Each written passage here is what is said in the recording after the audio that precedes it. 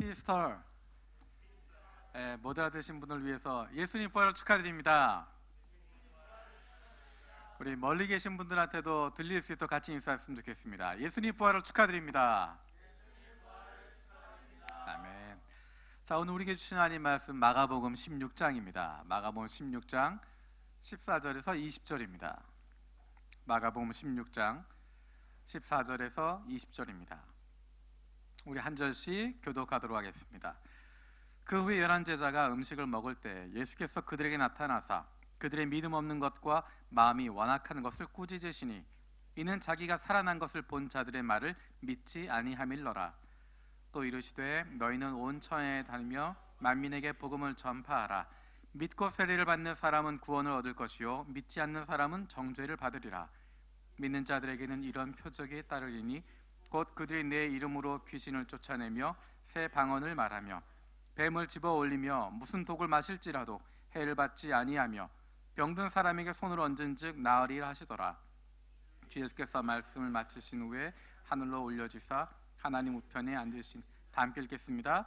제자들이 나가 두루 전파할새 주께서 함께 역사하사 그 따르는 표적으로 말씀을 확실히 증언하시니라. 아멘. 오늘은 부활주일입니다. 반가운 소식 두 가지로 설교를 시작하려고 합니다. 첫 번째 광고는 사랑의 쌀, 나눔의 라면에 대한 부분입니다. 지난주에도 말씀드렸지만 잠시 우리에게 어려운 시간들이 있을 수 있습니다. 힘들고 어려울 때가 있습니다. 그때는 하나님이 주시는 도움과 선물을 받는 것입니다. 지난주에 라면을 이제 갖다 놓겠다라고 이야기했는데 지난 주 중에 어떤 성도님께서 라면 10박스를 헌물해 주셨습니다. 그래서 굉장히 많은 라면이 왔습니다. 또 사랑의 쌀도 그 전에 계속 일주일에 10kg, 20kg씩 도네이션 해주신 분들 계셨는데 지난주에 210kg를 헌물해 주신 분이 계셔서 굉장히 많은 쌀이 들어왔습니다. 우리가 이것을 우리 교회 주변에 있는 또 힘들고 어려운 사람들에게 나누어 주고 전달하려고 합니다. 이야기를 들으면서 우리 집이나 좀 도와주면 좋겠다 라는 생각 드실 것 같습니다. 그분들 교회에 오셔서 가져가시면 됩니다. 누구든지 힘들고 어려울 때 서로를 돌아보고 나누고자 하는 마음, 그 마음 하나님이 주시는 마음이고 그런 것들을 도움을 받는 것, 그것도 하나님이 주신 마음입니다. 하나님이 공급해 주시고 채워주시는 것입니다. 특별히 아이들이 매일 집에 있는 집들, 또 바이트가 없어져서 힘드신 분들, 여러 가지 경제적으로 어려움 겪고 있는 분들, 또 마음이 울적하신 분들, 교회에 오셔서 필요한 대로 쌀도 가져가시고 라면도 가져가시면 좋겠습니다. 하나님이 공급해 주시는 것입니다. 자녀들에게도 큰 교육이 되어집니다. 이 쌀, 이 라면 하나님이 주시는 거야. 하나님이 우리 이웃의 손길을 통해서 공급해 주시는 거야. 하나님이 우리의 인생을 책임지신단다. 하나님이 우리를 보호하고 우리를 사랑하신단다. 우리가 나중에 우리도 다른 사람들 하나님의 이름으로 도울 수 있단다. 이것이 아이들에게도 좋은 신앙의 모본을 보여주는 것이 될 것입니다. 사실은 제가 이렇게 하는 이유는 제가 힘들고 어려울 때 그런 도움을 받았기 때문입니다. 유학하는 동안에 주일에는 교회에서 사역을 하지만 주중에는 여러 가지 아르바이트를 했어야 됐습니다. 그러는 가운데 집에 쌀이 떨어졌을 때 정말 답답하고 힘들었는데 누군가가 푸드뱅크에 가져다 놓은 그런 쌀, 얼마큼 되었는지는 모르지만 그 쌀을 가져다가 해먹고, 그래서 우린 세계에 다양한 종류의 쌀이 있다고 하는 그때 처음 알았습니다. 늘 한국에서 먹던 그런 쌀이 아니라 로운 그레인도 있고 브라운 그레인도 있고 향이 나는 자스민 그레이드 라이스도 있고 여러 가지 종류의 쌀들, 쌀처럼 보이는 것은 뭐든지 다 가져다 먹고, 또 그때 정말 많은 일본 라면도 먹어봤습니다. 사람들이 가져다 놓은 그런 라면들, 그런 음식들, 그것들을 가져다 먹으면서 그래서 살 수 있었습니다. 처음에는 부끄럽기도 하고 처음에는 내가 이런 걸 먹어야 되나 생각을 했지만 하나님 그 마음을 바꿔주셨습니다. 하나님이 공급해 주시는 것인데 하나님이 집 앞에 갖다 놓으시고 하나님이 내 소원 닿을 만한 곳에 갖다 놓으시고 하나님이 주신 거라고 먹으라고 이야기하는데 내가 그것을 거부하는 것은 오히려 하나님의 뜻을 멀리하는 것처럼 깨닫게 됐습니다. 우리가 지난 주간에 읽었던 사무엘 11개 상 11개 하에도 보면 하나님이 엘리야를 먹이시고 하나님이 그 사람들을 먹이시는 장면들을 볼 수 있습니다.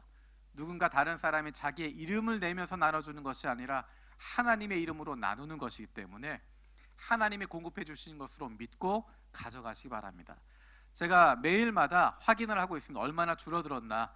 계속 줄어들고 있습니다. 줄어들면 그만큼 또 하나님이 채워주십니다. 힘들고 어려우신 분들 걱정하지 마시고 하나님이 나에게 공급해 주신다, 하나님 우리 가정을 지켜주시는 것이다 하는 마음 가지고 편하게 와서 가져가시면 되겠습니다. 누가 보면 어떻게 하나? 내가 내 아버지가 주시는 거 가져가는데 누가 뭐라고 하겠어요. 내 아버지가 주시는 거고 그거 하나님의 사랑받는 자녀들이 먹는 거니까 누가 뭐라고 할 사람 없습니다. 여러분 편안한 마음으로 함께 참여했으면 좋겠습니다. 두 번째 소식은 2020년 새로운 자치회에 대한 부분들입니다. 청년들한테는 별로 해당되는 내용이 아니라 관심이 없겠지만 남녀 선교에 해당되시는 분들은 관심을 가지시면 좋겠습니다.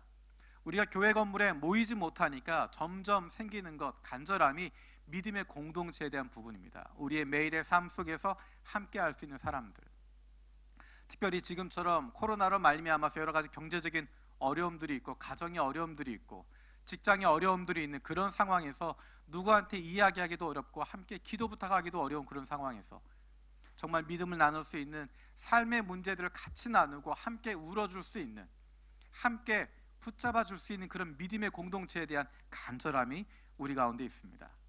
이제 2020년이 시작되면서 새로운 자치회를 편성하게 되는데 이번 편성에는 두 가지의 특징을 가지고 하게 됩니다. 첫 번째는 더욱 친밀한 나눔을 할 수 있도록 규모를 줄였습니다. 목표하는 숫자는 한 자치회에 5명, 6명입니다. 5명, 6명 정도가 모여서 같이 기도할 수 있는, 같이 나눌 수 있는, 함께 할 수 있는 그런 공동체가 되었으면 좋겠습니다. 두 번째는 자치회원이 직접 회장을 지원하는 것입니다. 다른 사람이 주어진 것이 아니라 누구누구에게 가라 이야기하는 것이 아니라 내가 정말 이 회장과 함께 공동체 했으면 좋겠습니다. 내가 함께 기도하면서 같이 모이고 싶습니다. 자율적인 마음으로 적극적으로 참여할 수 있는 길을 열어드리는 것입니다. 그래서 각 자치회별로 자치회장들을 통해서 이미 전달을 해드렸습니다. 혹시 못 받으신 분들은 자치회장에게 연락하시거나 자치회장 모르시는 분들은 교역자에게 연락 주시면 그 링크를 메일을 보내드리도록 하겠습니다. 지금까지 자치회 활동 안 하셨던 분들도 이번 기회에 시작하시면 좋습니다. 남들이 불러주는 것이 아니라 내가 결정하고 지원하는 것입니다. 내가 참여하겠다고 하고 자치회 마음에 안 들었다고 한다면 이제 좋은 자치회 내가 만들어가는 것입니다. 내가 참여해서 그런 좋은 자치회, 우리의 믿음을 나눌 수 있는, 믿음을 함께 키워줄 수 있는 그런 좋은 모임으로 함께 만들어가는 것입니다. 연락 받으신 분들은 그것 받으신 메일에 있는 내용대로 답하시면 되고 못 받으신 분들은 자치회장이나 교육자들에게 혹은 주변에 있는 분들에게 물어보시면 됩니다. 그렇게 온라인이 어려우신 분들을 위해서 교회에 프린트할 수 있는 또 신청서도 준비해 놓겠습니다. 신청하는 것이 필요하고 참여하는 것이 필요합니다. 그러면 좋은 공동체 만들어갈 수 있고 바꿀 수 있습니다. 새로워질 수 있습니다. 여러분 기쁜 마음으로 함께 참여해 주시면 좋겠습니다.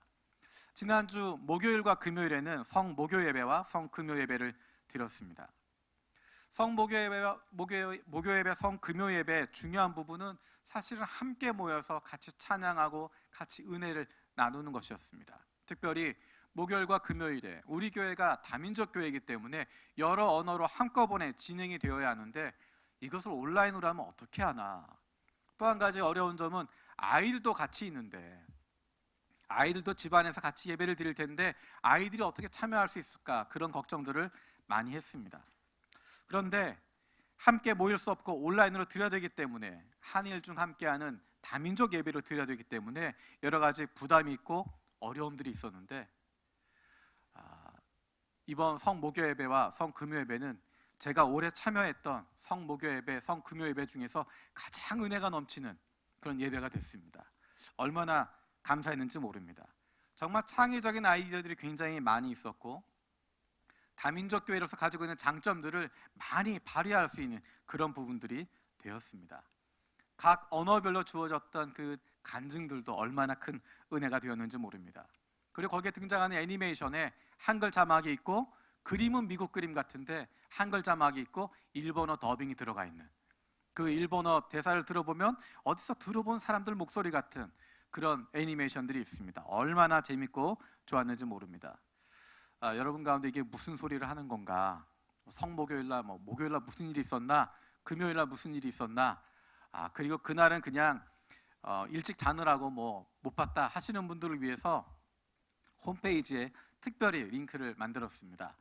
교회 홈페이지에 들어가시면 특별 기도회 게시판에 성목요 예배 그리고 성금요 예배 영상들을 올리도록 하겠습니다. 오늘 그 영상들이 올라가게 되니까 못 보신 분들은 꼭 들어가셔서 같이 한번 보시고, 이게 우리 교회구나, 이 교회가 바로 우리 교회구나, 하나님이 우리 교회를 이렇게 만들어 주셨구나, 한일 중영 다민족이 함께 모이고 어른들과 아이들이 함께 예배할 수 있는, 함께 할 수 있는 이 공동체가 바로 우리 교회구나 하는 것들을 느낄 수 있는, 그리고 우리 목사님들 설교도 얼마나 은혜롭게 잘 하셨는지 모릅니다.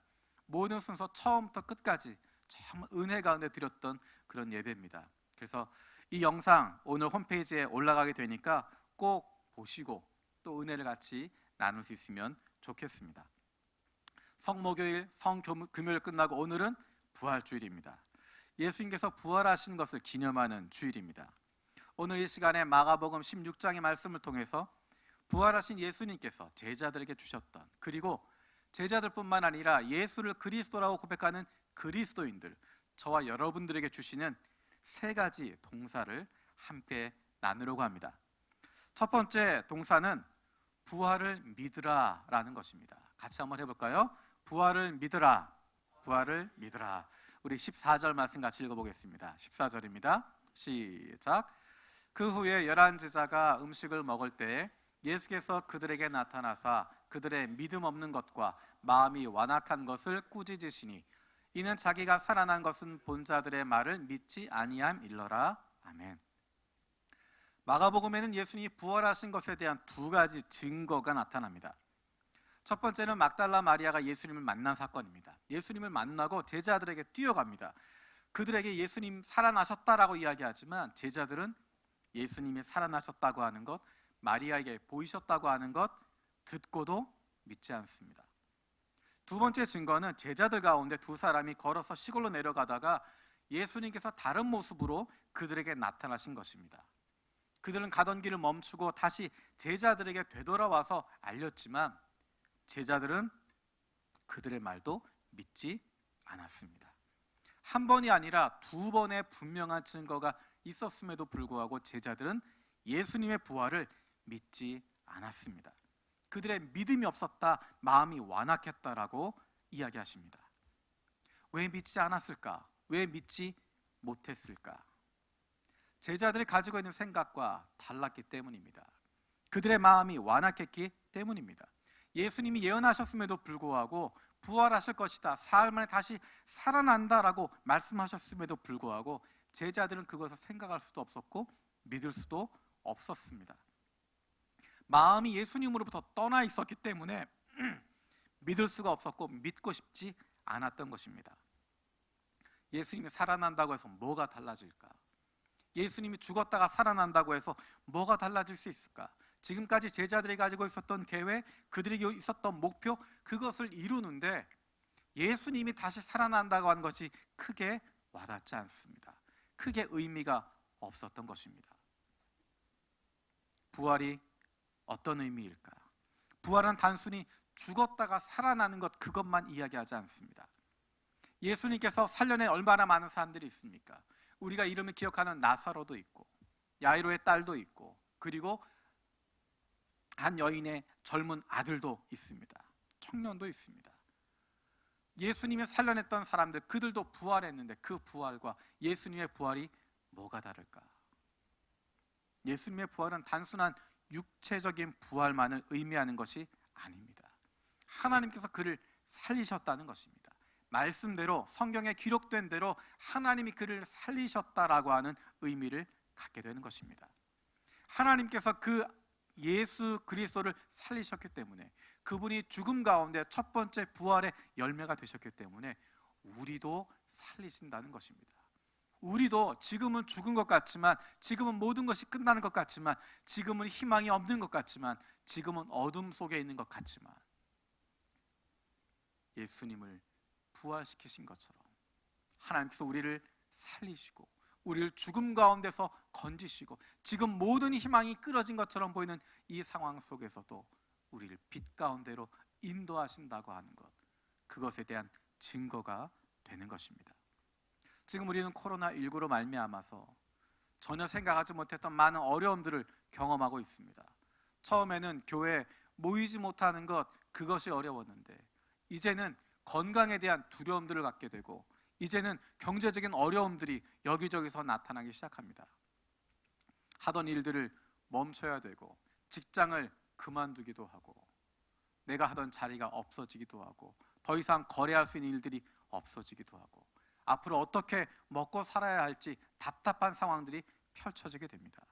그동안 계획하고 있었던 일들 모두 다 수포로 돌아가는 것 같고, 다 없어지는 것 같은, 앞으로 한 달 뒤, 두 달 뒤 어떻게 될지, 이대로 몇 달을 견딜 수 있을지 어려움 가운데, 두려움 가운데, 어둠 가운데 빠져 있습니다.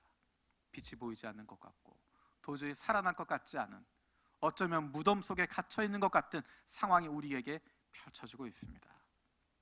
주님께서 우리에게 말씀하십니다. 부활을 믿으라 말씀하십니다. 부활을 믿는 것은 무언가 끼미가 보여서가 아니라, 무언가 보일 만한 것이 있어서 믿는 것이 아니라, 보이지 않지만 믿는 것입니다. 아직 죽어 있지만, 아직 어둠 가운데 있지만, 아직 한가운데, 어둠의 한 중심 가운데 놓여 있지만 하나님이 살리신다라고 하는, 예수 그리스도 부활시키신 것처럼 나도 살리신다, 우리도 살리신다, 하나님이 구원하신다고 하는 것, 그것을 믿는 것, 그것이 바로 믿음이고, 저와 여러분에게 부활을 믿어라라고 말씀하십니다.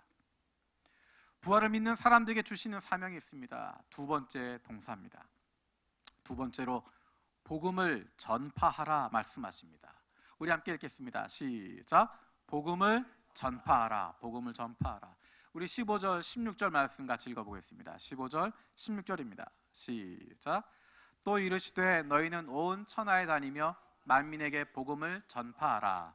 믿고 세례를 받는 사람은 구원을 얻을 것이요 믿지 않는 사람은 정죄를 받으리라. 아멘. 부활 자체를 소개해라라고 이야기하지 않습니다. 복음을 전파해라. 부활 자체가 복음이 아닙니다. 예수님의 제자들이 부활의 증인이 되었다라고 하는 것은 단순히 죽었던 예수님이 살아났다, 죽었던 사람이 생명을 얻었다라고 하는 것을 이야기하는 것이 아니라, 부활로 말미암아 예수가 그리스도라고 하는 것이 증거되었다는 것을 이야기하는 것입니다. 예수님 말씀하신 대로, 성경에 기록하신 대로 사흘 만에 죽은 자 가운데 살아나심을 통해서 예수가 구원자라고 하는 것, 예수가 생명이라고 하는 것, 예수가 하나님의 아들이라고 하는 것을 증거하는 것입니다. 우리에게 맡겨주신 사명, 그것은 바로 온 천하에 다니며 만민에게 복음을 전파하는 것입니다. 만민에게 복음을 어떻게 전파할 것인가?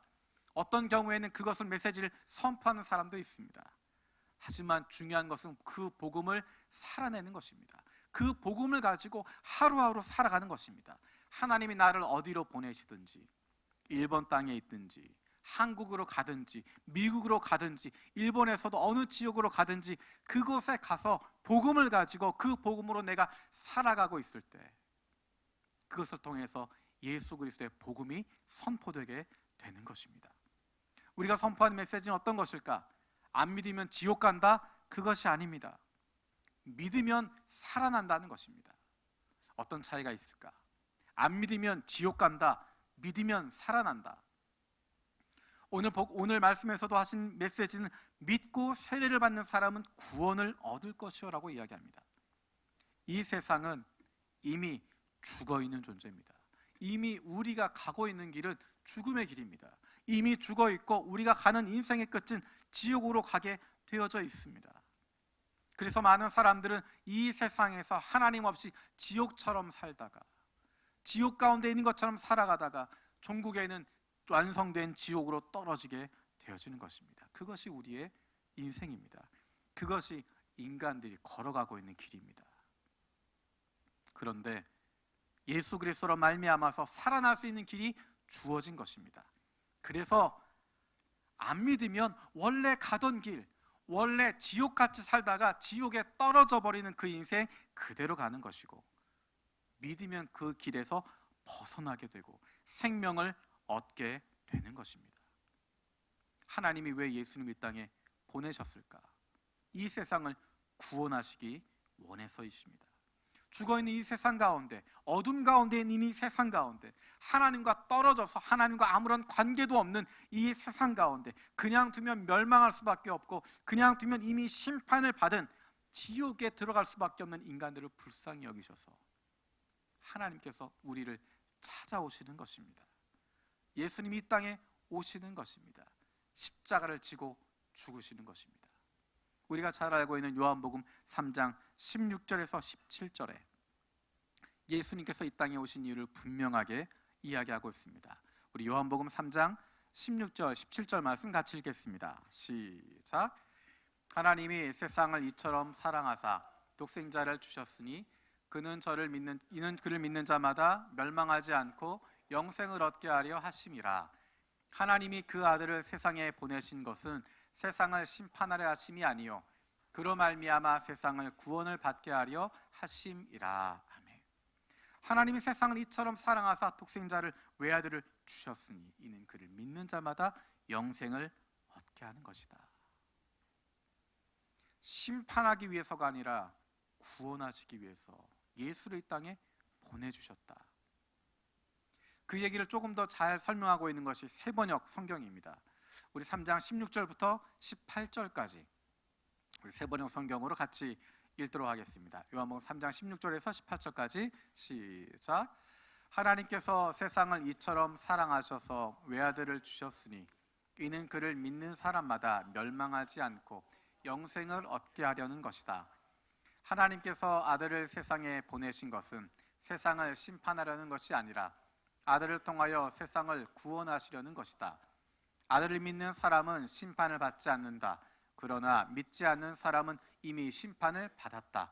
그것은 하나님의 독생자의 이름을 믿지 않았기 때문이다. 예수를 믿는 사람들은 구원을 받지만 심판을 받지 않지만 믿지 않는 사람들은 이미 심판을 받았다. 이미 죽음의 길을 가고 있다라고 이야기합니다. 예수님께서 이 땅에 오셔서 십자가를 지시고 부활하시고 승천하심으로 말미암아 우리를 구원하시고 우리에게 생명을 주시기를 원하셨습니다. 그리고 우리에게도 그것을 맡기고 계십니다. 우리가 세상 가운데서 예수 그리스도의 복음을 전파하라고, 그것을 드러내라고, 세상 가운데 나타내라고 말씀하고 계십니다. 예수님께서 제자들에게 주시는, 저 여러분에게 주시는 세 번째 동사, 그것은 너희가 할 일을 하라라는 것입니다. 너희가 할 일을 하라. 함께 하겠습니다. 너희가 할 일을 하라. 우리 19절부터 20절까지 같이 읽어보겠습니다. 19절, 20절입니다. 시작. 주 예수께서 말씀을 마치신 후에 하늘로 올려주사 하나님 우편에 앉으시니라. 제자들이 나가 두루 전파할세 주께서 함께 역사하사 그 따르는 표적으로 말씀을 확실히 증언하시니라. 아멘. 20절에 보면 그 제자들이 나가서 두루 전파했다라고 이야기합니다. 세 번역에 보면 그들은 나가서 곳곳에서 복음을 전파하였다. 그들이 어느 곳에 가든지, 예루살렘에서, 온 유대에서, 사마리아에서, 그리고 하나님이 보내시는 어느 곳에서나 그 땅끝에서도 그 복음을 전파했습니다. 그 복음을 말로만 하는 것이 아니라 그렇게 살았습니다. 그들의 모습을 보면, 그 제자들의 모습을 보면, 초대교회 그리스도인들의 삶의 모습을 보면 저것이 바로 다른 삶이구나라고 보여주는 것입니다. 말로만 하는 것, 그것은 능력을 갖지 않습니다. 사람은 설득으로 움직이지 않습니다. 이해했다고, 납득했다고 거기에 목숨을 걸지 않습니다. 사람의 삶을 통해서 달라지는 것입니다. 제자들의 삶의 모습을 통해서 예수를 믿게 된 그리스도인들의 삶의 모습을 통해서 사람들이 변화를 받기 시작합니다. 달라지기 시작합니다. 근데 그것이 어떻게 가능할 수 있었을까? 우리 20절 말씀 다시 한번 읽어보겠습니다. 20절입니다. 20절 말씀 시작. 제자들이 나가 두루 전파할세 주께서 함께 역사하사 그 따르는 표적으로 말씀을 확실히 증언하시니라. 제자들은 나가서 전파했습니다. 자기들이 할 일 그것만 했습니다. 그 이후에 주께서 그들과 함께 하사, 하나님이 예수 그리스도와 그들과 함께 계셨습니다. 그래서 그 가운데 역사하셨고 여러 가지 표정이 따르게 되었고 말씀을 확증하여 주셨습니다. 제자들이 이룬 것이 아니라 주님께서 이루시는 것입니다. 제자들이 한 것은 그들이 그 복음대로 살아가는 것입니다. 그 복음을 선포하는 것뿐입니다. 하지만 이 구원의 일은 주님께서 이루셨다라고 말씀하십니다. 영원 구원의 기쁨, 그것이 얼마나 크고 놀라운 기쁨이겠습니까? 그 기쁨을 이루는데 하나님이 다 행하시고 주님이 다 역사해 주시고 다 움직여 주시고 그 일 가운데 제자들을 불러주시고 동참하도록 만들어 주시는 것입니다. 그 기쁨에 동참하라고 이루어 주시는 것입니다. 어떻게 예수님께서, 어떻게 예수 그리스도가 어떤 권능으로 그런 일들을 이룰 수 있을까? 그 영혼들을 구원하고 그들을 변화시키고 그들이 하나님을 만날 수 있는 일들을 어떻게 이루어 가실까? 19절을 다시 한번 읽어보겠습니다. 19절입니다. 시작. 주 예수께서 말씀을 마치신 후 하늘로 올려지사 하나님 우편에 앉으시니라. 하늘로 들려 올라가셨다라고 이야기합니다. 하나님께서 예수님을 하늘로 들어 올리셨다는 것입니다. 하늘로 높이셨다는 것입니다. 그리고 그 이후에 하나님 오른쪽에 앉으셨다. 하나님의 권능을 상징하고 있는 그 오른편에 앉으셨다. 하나님과 동등된 그 오른편에 앉으셨다는 것입니다. 그것은 예수님께서 의롭다라고 하는 것을 보여주는 것입니다. 거룩하신 하나님, 그 앞에 죄인은 나아갈 수 없습니다. 거룩하신 하나님, 그분 앞에서 죄인들은 들림을 받을 수 없습니다. 하나님이 예수님을 들리우셨다고 하는 것, 높이셨다고 하는 것, 그것은 예수님에게 죄가 없다고 하는 것이고, 하나님 보좌 우편에 앉으셨다고 하는 것 마찬가지로 예수님에게는 아무런 죄가 없는 의롭다고 하는 것을 보여주고 있는 것입니다. 예수님의 십자가가 자기의 죄 때문에 죽은 것이 아니라, 그 죄를 여전히 가지고 있는 것이 아니라, 예수님은 죄가 없으시지만 저와 여러분들을 위해서, 우리들을 위해서 우리의 죄를 대신해서 죽으셨음을 보여주는 것이고, 그 죽음이 하나님 보시기에 선한 것이고 의로운 것이고 하나님의 마음을 기쁘시게 하는 것이라고 하는 것을 보여주는 것입니다. 십자가의 죽으심으로 끝났다면 그것은 위대한 사랑, 동정하는 사랑, 희생하는 사랑으로 끝날 수 있습니다. 하지만 예수님이 부활하셨기 때문에 우리를 구원할 만한 자격이 있으시고 우리를 구원할 만한 능력이 있으시고 우리에게 생명을 주시는 분이라고 하는 것을 보여주는 것입니다. 죽음을 이기는 권능이 주님에게 있음을 보여주고 그 권능이 우리에게도 주어진다고 하는 것을 믿을 수 있게 되는 것입니다.